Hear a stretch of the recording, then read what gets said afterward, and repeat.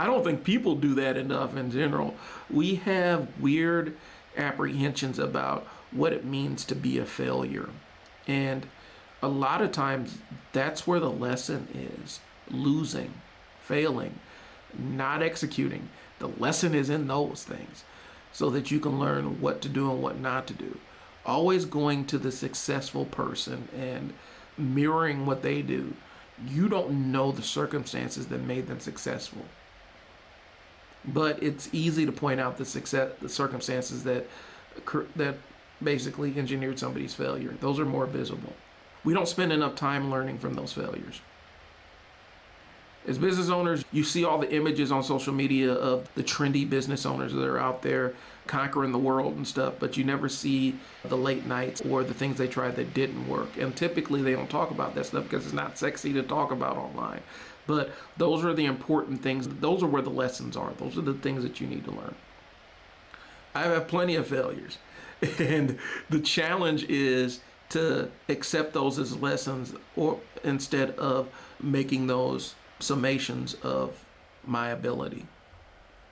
That's a hard part. It goes into the imposter syndrome thing that we're going to be discussing a little bit later on.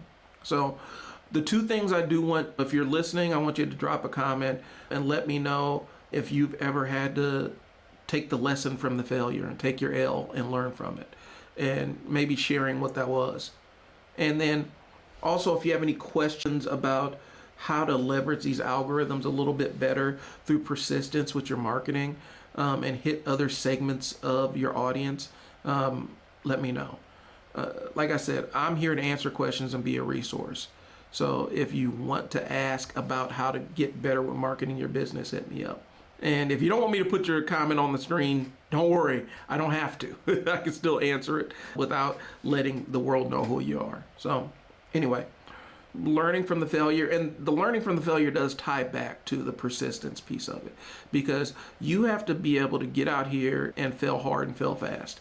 That's the only way that you become the success that you're trying to build.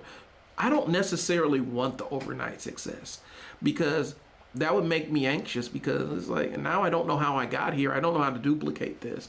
And since I don't have the experience or skin in the game, I don't know how to maintain this if something goes sideways.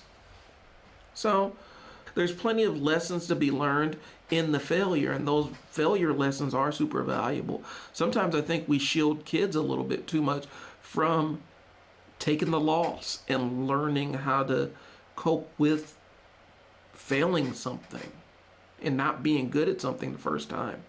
I do think that, yes, you do want to build up people's self-esteem, but at the same time, you do want to show them, like, okay, you weren't good enough in this application. This is how you get better. I think it's important. I think those are lessons that are missed out on in the world that we have set up.